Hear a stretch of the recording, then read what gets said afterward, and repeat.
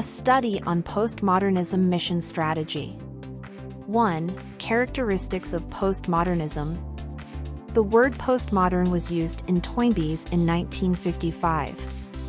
He saw that the characteristics of the postmodern era would be desperation, escapism, and drifting, and that traditional religions, customs, and values would be shaken and tolerance and syncretism would emerge in the social and cultural realm. Regarding the influence of this postmodern culture on Christian thought, Aubrey Malphurs compared and analyzed modernism and postmodernism in his book Church Next as follows. He described modernism as the Industrial Revolution, nationalism, autonomous self, reason, optimism, benevolence theory, the natural world, skepticism, didacticism, scientific truth, non-argumentation, and the standards of scientists and educators dominated social and cultural values. On the other hand, the characteristics of postmodernism are information revolution, globalism, authentic community, experience, pessimism, vocal theory, supernatural world, spirituality, narrative, created truth, polemical, and poet and artist-oriented cultural features. They dominate society. 2. Postmodern worldview. While the modernist worldview is based on the ideas of the Renaissance, the Reformation, and the Enlightenment, postmodernism stubbornly rejects human optimism based on this rational Christian worldview. Postmodernism has the following specific characteristics. First, pluralism and decentralized value system. Postmodernism rejects the philosophical worldview and scientific logic built on scientific framework and objectivity. Second, postmodernism refuses to blindly accept the traditional value system, which we have regarded as a universal point of view. Third, postmodernism rejects the totalitarian worldview based on collective ideology and respects the culture and values of each region. Fourth, postmodernism naturally accepts various local cultural phenomena caused by globalization. Fifth, postmodernism respects individual characteristics. Sixth, postmodernism aims for an open society built on various values. In her book The Gospel in a Pluralist Society, Leslie Newbegin writes, "It has already become a cliché to say that we live in a pluralist society." In other words, postmodern society is not only pluralist in nature due to the various cultures and religions contained within it and the resulting changed ways of life, but people are more welcoming of such pluralists. Therefore, postmodern culture tends to relativize everything while considering existing values and norms to be volatile. These characteristics of the postmodern world have a cultural approach different from the traditional Christian value system. First, the postmodern era sees pluralism as the cultural ideology that best fits society. Therefore, it has the property of denying the traditional Christian value system based on monotheism and trying to share only the individual values shown in relativism and pluralism. Second, the postmodern world prefers imaged language. On the other hand, in traditional Christian apologetic, a theological message with a doctrinal system is preferred over an imaged message. Third, postmodernism informs its worldview through cyberspace and social networks. In addition, along with the development of artificial intelligence, the emergence of virtual reality world is replacing the space of the real world. On the other hand, Christian education has spread the truth through church-centered education. Fourth, in the world of postmodernism, the audience appears as the protagonist who creates another popular culture together with the artist. On the other hand, in Christianity, the audience appears as a learner who is guided by Jesus Christ, who is the truth. Therefore, the doctrinal teachings of the vertical structure gradually lose their power in the postmodern education system based on popular culture. Fifth, the world of postmodernism pursues a culture centered on entertainment and senses. The new generation is a moving generation, and individuality and diversity are the main concerns for them. Therefore, we always seek new expectations and possibilities. On the other hand, in Christianity, traditional teaching is the main concern. On the other hand, Pidurime.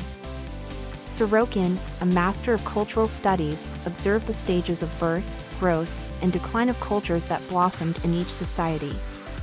He said that in the early days of any society, ideal culture, which is the basis of society, blossomed.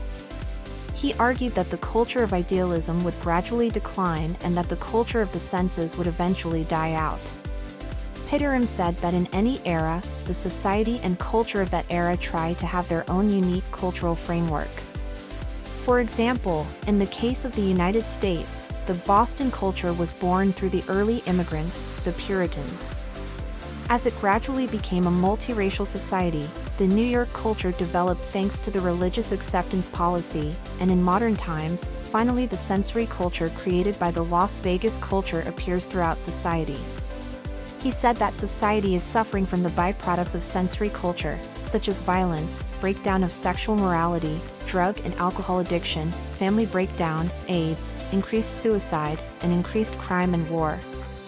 Nevertheless, it is argued that the reason why such cultural byproducts continue to occur is because people entrust themselves to the postmodern sensory culture that pursues instinctive pleasure rather than rational emotion. Peter Lim argued that the sense-centered culture of the postmodern world rooted in American society would soon disappear, and that we should rely on the power of faith to overcome it and re-establish a healthy cultural frame. 3. Creating a mission strategy in postmodern culture. From the Christian apologetic point of view, the following missionary methods must be reconsidered in order to overcome the values of diversity, sensibility, and individuality of postmodernism and spread Christian truth within them. First, Christianity in the postmodern era must provide healthy spirituality. A new generation trapped in the world of postmodernism is open to revelation and hungry for experience. Now, the church has become the last place where people living in postmodernism find spiritual things and expect them. In particular, at a time when various superstitious elements provided indiscriminately through social networks are indiscriminately expanding, efforts to provide healthy Christian spirituality in the church are essential. Second, in the postmodern world, people want a true community. Leonard Sweet, in his book Postmodern Pilgrim, said that the problem of relationships lies at the center of postmodern culture. Leonard Sweet said that most people living in American society want a relational life based on deep bonds and are hungry for deeper fellowship with their neighbors. This life comes from mutual spiritual communication. Third, in the postmodern world, Christianity should allow the people of the world to have the experience of Jesus Christ. Regarding postmodern people seeking experience, Leonard Sweet says, modern people want to experience what life is really like through their lives. They want certain facts to be confirmed by experience, not just theoretical knowledge. Therefore, if the church delivers the gospel message to them so that they can experience it directly, they are likely to come back to the church again. Fourth, in the postmodern world, the church should be a participative church. Postmodern people live within an interdependent framework. Moreover, the more digital a culture becomes, the more a participatory culture is required. The real content conveyed by multimedia is interaction. The core value of online games is to interact and participate. This digital culture is asking us to be more active and to interact together within the digital world. What kind of bridging role can the church play for postmoderns who are accustomed to such interactions? In Postmodernism Possible Contributions, Charles Van Engen said, "The church of the future should be a relational network rather than a bureaucratic organization." In other words, the church should build a network of horizontal relationships, not just traditional vertical relationships. In conclusion, how should we spread the gospel and the sovereignty of God, which are the messages of the traditional church, to people in any age? The question has always been.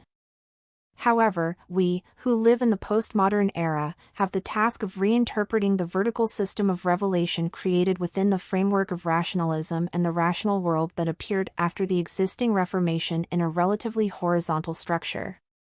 The postmodern era is an era that pursues images.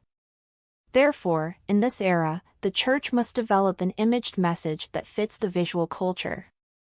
The message Jesus used was also conveyed to the people of his day, mainly through images, metaphors, and figurative symbols.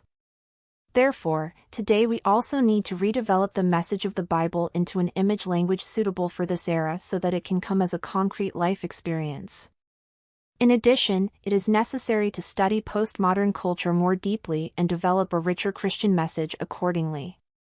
For example, through various cultural elements such as movies, plays, musicals, animations, games, dramas, cartoons, CCM, blogs, and smart web, Christian messages suitable for the postmodern world must be reinterpreted and developed. In that case, the message of the Church can be embodied as an experienced message that interacts in the community.